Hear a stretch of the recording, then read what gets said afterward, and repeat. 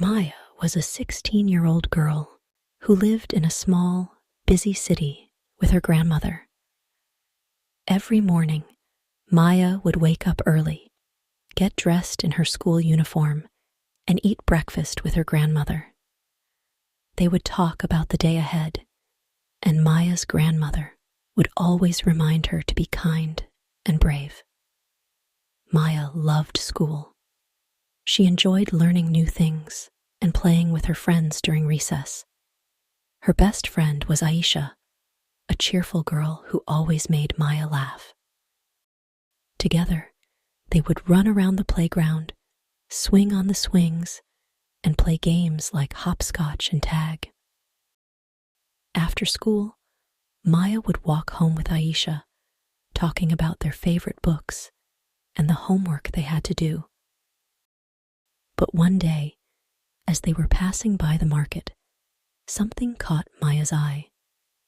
She saw a boy around her age sitting on the ground, begging for money. He looked thin and tired, and his clothes were old and dirty. Maya felt a pang of sadness in her heart. She couldn't stop thinking about the boy as she continued walking home. Why is he begging? Where is his family? She wondered. When Maya got home, she couldn't focus on her homework. The image of the boy kept appearing in her mind. That night, as she lay in bed, she decided that she had to do something to help him. She didn't know what yet, but she knew she couldn't just ignore what she had seen. The next day, Maya couldn't stop thinking about the boy she had seen begging by the market. After school, instead of going straight home, she decided to look for him. She told Aisha she had something important to do and walked quickly to the market. When she arrived, she saw the boy again, sitting in the same spot, looking just as sad and tired as before. Maya wanted to talk to him, but she was nervous. What if he doesn't want to talk to me? She thought. But she gathered her courage and approached him. Hi, Maya said softly. The boy looked up at her with tired eyes. What's your name? Arjun, the boy replied in a small voice. Why are you here all alone? Maya asked. Arjun looked around nervously, as if he were afraid someone might hear them. I don't want to be here, he whispered. But there are bad people who make me do this. They take us to a dirty place and make us beg for money. If we don't bring enough, they get very angry. Maya's heart raced as she listened to Arjun's story. She couldn't believe what she was hearing. Who are these people? Where do they take you? She asked. Arjun pointed to a dark, narrow alleyway near the market. They hide us there, in an old, broken building, he said. There are other children too, and we're all scared. Maya knew she had to do something. I'm going to help you, she promised Arjun. I don't know how yet, but I will find a way. Maya couldn't stop thinking about what Arjun had told her. She knew she had to find out more about the gang and how they were keeping the children captive. After school the next day, instead of going home, she decided to follow Arjun and the other children from a distance. She kept her eyes on Arjun as he and a few other children walked slowly toward the alleyway. They were careful, looking around to make sure no one was watching them. But Maya was good at staying hidden. She followed them quietly until they reached the old, broken building Arjun had described. Maya hid behind a wall and watched as the children entered the building. The door creaked loudly as they pushed it open, and Maya could see that the place was dark and dirty, just like Arjun had said. She heard voices coming from inside, angry voices that made her shiver. A tall, mean-looking man came out of the building and barked orders at the children. Maya guessed this must be one of the bad men Arjun had talked about. The children looked scared as they handed over the money they had collected that day. The man counted the money, and when one child didn't have enough, he yelled at him and threatened to punish him. Maya's heart ached as she watched. She knew she had to do something to help the children, but she also knew she couldn't do it alone. She decided to tell her grandmother everything she had seen and ask for advice. Maya knew her grandmother was wise and would know what to do. When Maya got home that evening, she sat down with her grandmother and told her everything she had seen and heard. Her grandmother listened carefully, her face growing more serious with each detail. "That poor boy and those other children," Maya's grandmother said softly. "This is a terrible situation, but you were brave to find out the truth, Maya. Now, we must figure out how to help them." Maya felt a bit better after talking to her grandmother, but she knew they couldn't handle this problem alone. "I tried to tell the police, but they didn't believe me," Maya said sadly. "They said there was nothing they could do." Her grandmother frowned. "Sometimes people in power don't listen when they should, but we can't give up," she said. "We need to find people who will believe us and are willing to help." Maya thought about the adults she trusted in her community. She knew some of her teachers were kind and cared about their students. She also remembered the owner of the small shop near her house, Mr. Kumar, who always helped people in need. The next day, Maya spoke to her teacher, Mrs. Patel, about what she had seen. Mrs. Patel was shocked and promised to help. She suggested that Maya talk to Mr. Kumar, who knew many people in the neighborhood and could spread the word. Maya and her grandmother visited Mr. Kumar that afternoon. After hearing Maya's story, Mr. Kumar agreed to help gather a group of trusted adults who could assist in rescuing the children. Maya felt a spark of hope. They were not alone in this fight. Maya, her grandmother, Mrs. Patel, and Mr. Kumar met secretly in the back room of Mr. Kumar's shop. They knew they had to be careful, because the bad men might have people watching the neighborhood. Maya told them everything she had learned about the gang's routines. They bring the children back to the old building every evening, she explained. The leader, Raghav, checks the money they've collected and then locks them inside for the night. Mrs. Patel nodded thoughtfully. "We need to find a way to distract the gang so that we can get the children out safely," she said. "But we'll need more help." Mr. Kumar agreed. "I know some trustworthy people who would want to help. We can't let these children suffer any longer." Over the next few days, Maya's small group grew as more people joined the effort. They included a few other teachers, some shop owners, and even the local librarian. Everyone was determined to help the children escape. They decided to create a big distraction in the market, something that would draw the gang's attention away from the building, long enough for Maya and her friends to sneak in and rescue the children. They planned everything carefully, making sure each person knew what they had to do. Maya felt both nervous and excited. She knew the plan was risky, but she also knew they had no other choice. The children were counting on them, and Maya was determined not to let them down. The day of the rescue had finally arrived. Maya woke up early, her heart pounding with a mix of fear and excitement. She knew this was the day they would finally help the children escape from the gang. After school, Maya met with her friends and the adults who were helping them. Everyone was nervous, but they were ready. The plan was simple. Create a big distraction in the market to lure the goons away from the old building. While the gang was distracted, Maya and her friends would sneak in and get the children out. Mr. Kumar and Mrs. Patel led the first part of the plan. They set up a fake argument in the market, making it loud and dramatic so that everyone would stop and watch.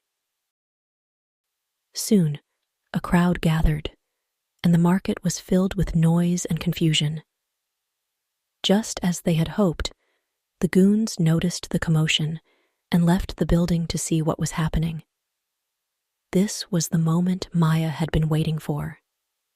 She and her friends quickly moved toward the building, keeping low and quiet.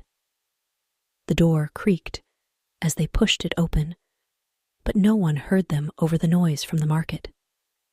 Maya's heart raced as they entered the dark, dirty room where the children were being kept.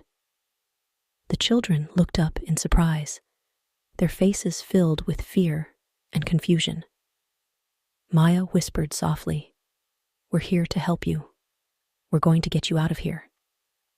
The children hesitated, but Maya's calm voice reassured them.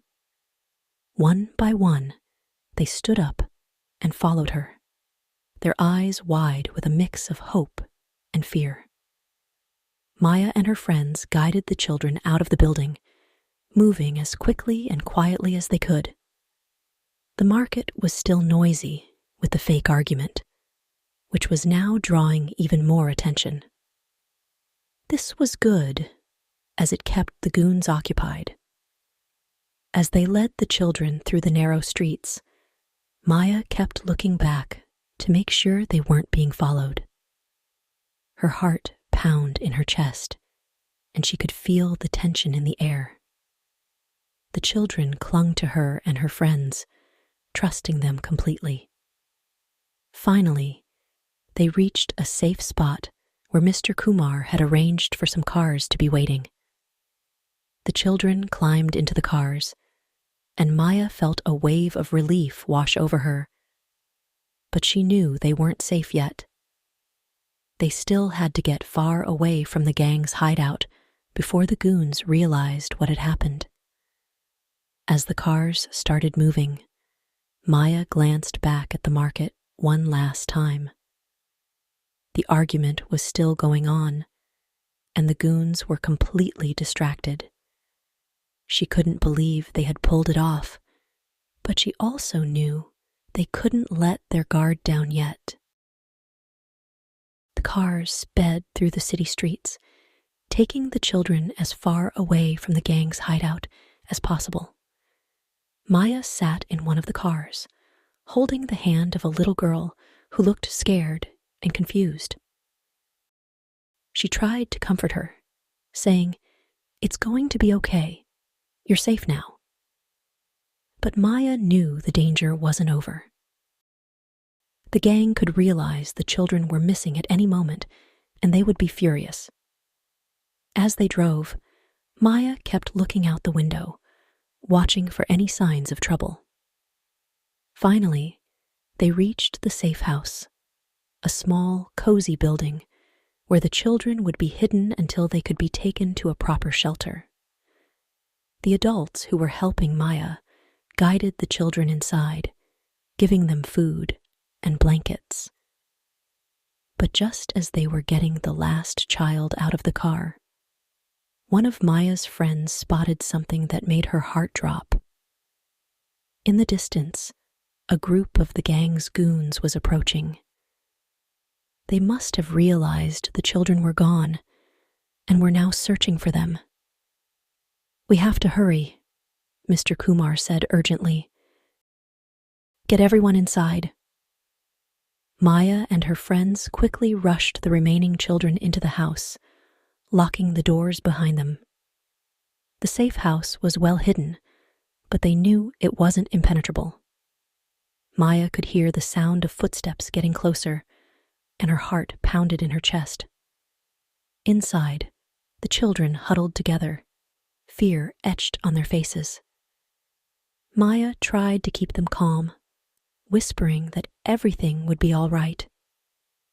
But she knew that if the goons found them, they would be in serious trouble.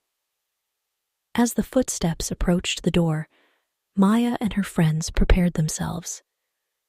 They knew they had to protect the children, no matter what. But just when it seemed the goons might break in, a loud siren echoed in the distance. Maya's group had alerted the police, and they had arrived just in time. The goons, realizing they were outnumbered, quickly scattered. Maya breathed a sigh of relief as she hugged the children, grateful that they were safe for now. The sound of the police sirens filled the air, sending the gang members running in all directions. Maya watched from a window as the goons scattered, disappearing into the night. Her heart was still racing, but she knew they had made it through the worst part. Inside the safe house, the children were still scared, but Maya and her friends did their best to comfort them. "You're safe now," Maya whispered, hugging the little girl who had been holding her hand. "The bad men are gone, and they won't hurt you anymore." The police quickly surrounded the area, ensuring the gang members couldn't return. Mr. Kumar stepped outside to talk to the officers, explaining everything that had happened. The way the community came together to protect the children and Maya's bravery amazed the police. But there was still work to be done. The children needed to be taken to a safe place where they could start to heal from their ordeal. Maya's grandmother and Mrs. Patel helped organize transportation to a shelter where the children would receive care and support. As the children were loaded into the police vans, Maya felt a deep sense of relief. They were finally free from the gang's control. But she also knew this was only the beginning of their journey. The children had been through so much, and it would take time for them to feel safe and happy again. Maya stayed with the children until the very last van left. She waved goodbye, feeling proud of what they had accomplished, but also knowing that the fight wasn't completely over. The gang leaders were still out there, and they needed to be brought to justice. As she walked back home with her grandmother, Maya felt a mix of emotions: relief, pride, and lingering worry about what would happen next. But for now, she focused on the fact that the children were safe, and that was the most important thing. The next morning, Maya woke up feeling a mix of relief and determination. The children were safe, but she knew the gang still needed to be stopped for good. She and her friends had gathered enough evidence during the rescue to expose the gang's crimes, and now it was time to make sure everyone knew the truth. Maya and her grandmother met with the local journalist they had contacted earlier. After learning about the gang's methods in shock, the journalist decided to write a piece for publication that would shed light on the situation. Maya handed over all the notes she had taken, including descriptions of the gang members, their hideout, and the way they forced the children to beg. The journalist promised to write a detailed article and share it with other news outlets. Maya felt nervous, but she knew this was the right thing to do. People need to know what's happening, she said.